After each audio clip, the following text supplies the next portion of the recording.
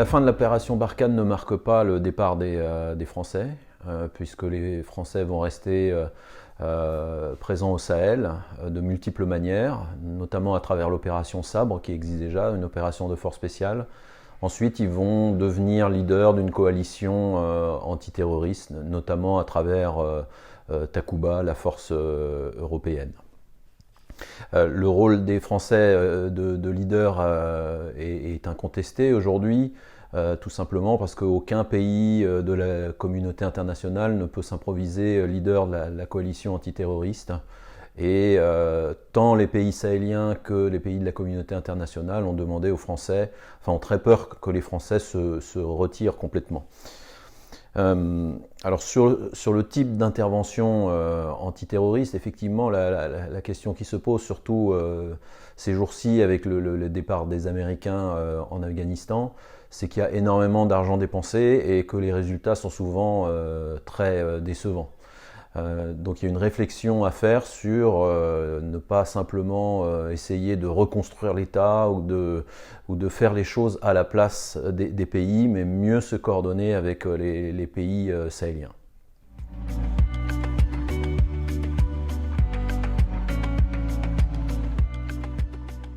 Ces deux objectifs sont clairement des objectifs affichés par la Coalition pour le Sahel. La Coalition pour le Sahel, c'est une structure qui a été mise en place surtout par l'Union européenne, la France, l'Allemagne, pour coordonner les actions de la communauté internationale au Sahel.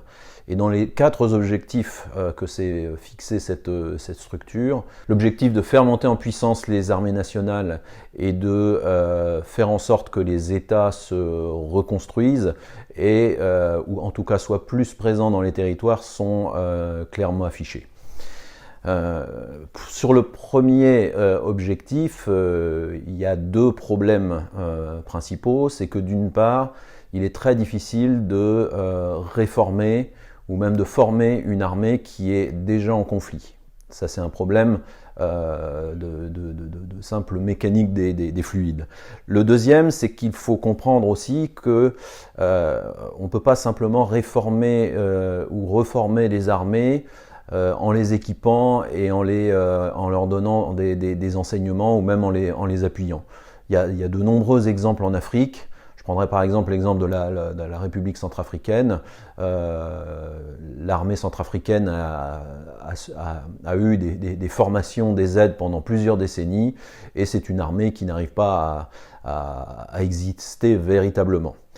Donc la question qui se pose derrière, c'est quelle est la nature de l'État dans les espaces, dans le territoire de ces États. On a aujourd'hui des États sahéliens en peau de léopard, surtout pour le Mali, le Burkina Faso et le Niger. J'entends par là des États qui sont présents dans certaines parties de leur territoire et beaucoup moins présents dans d'autres. Et ça date pas évidemment de l'arrivée du terrorisme, c'était déjà le cas avant. Ça c'est le premier point, c'est comment aider ces États à être présents et on ne peut pas redéployer à la place de l'État malien les préfectures, les services et donc ça c'est un essor qui doit venir des pays eux-mêmes. Le deuxième point, c'est que se passe un problème actuellement, c'est que dans les espaces qui sont reconquis face aux djihadistes, je pense notamment à certains espaces qui ont été reconquis au centre au centre ou au nord du Mali, souvent cette reconquête est éphémère parce que l'État malien ou l'État burkinabé ou au Burkina Faso ne vient pas occuper le terrain après l'effort militaire qui a été fait. Donc il y a un effet de découragement pour la communauté internationale qui est fort parce qu'il y a des efforts très considérables qui sont faits, notamment par Barkhane, et puis derrière l'État ne se réinstalle pas et donc la nature ayant horreur du vide, on a à nouveau un remplissage par des groupes armés, djihadistes ou non. Alors le dernier point, c'est que sans changement radical de gouvernance de ces pays, la communauté internationale est condamnée à agir sur les conséquences sans jamais pouvoir agir sur les causes. Et là, c'est un des nœuds gordiens du problème sahélien, c'est qu'on a des gouvernants, des États qui sont extrêmement corrompus, qui pratiquent la corruption, le clientélisme.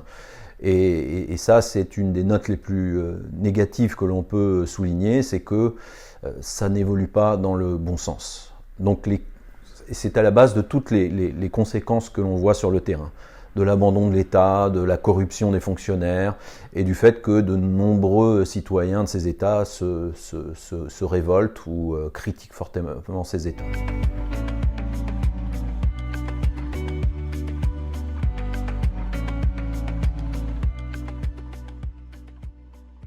Le risque aujourd'hui, il est déjà enclenché d'ailleurs, c'est qu'on a une extension du djihadisme sahélien à d'autres pays, notamment des pays côtiers du golfe de Guinée. Aujourd'hui, on a quatre zones qui sont à suivre avec attention. La première, c'est évidemment le nord-est de la Côte d'Ivoire, qui a subi à de multiples reprises cette année des attaques contre ses forces de défense et de sécurité. Donc ça, c'est déjà enclenché, je dirais. Le deuxième espace qui est très inquiétant, c'est le nord du Bénin, où on a une présence avérée à la fois de l'État islamique et d'Al-Qaïda au Maghreb islamique. Ça ne s'est pas encore traduit par des attaques, mais on est dans les phases préliminaires de l'installation de cette dynamique. Il y a un autre espace qui est extrêmement inquiétant aussi, c'est le nord-ouest du Nigeria, où là on a une violence qui est surtout liée à des bandits. Et ces bandits sont en train de se coaliser avec certains éléments djihadistes. Et là c'est très grave si ça se passe. C'est ce que par exemple International Crisis Group pense que ça va arriver. Enfin croit que ça va arriver, c'est qu'on aurait, si ça se développe au nord-ouest du Nigeria, on aurait une jonction entre les théâtres des trois frontières et du bassin du lac Tchad. Donc c'est très inquiétant, c'est une hypothèse de travail pour beaucoup de gens qui s'occupent de la sécurité.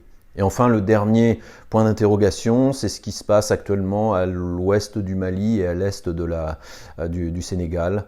Il y a eu quelques arrestations ces derniers mois. On craint le développement de cellules dormantes qui pourraient se réveiller dans cette zone.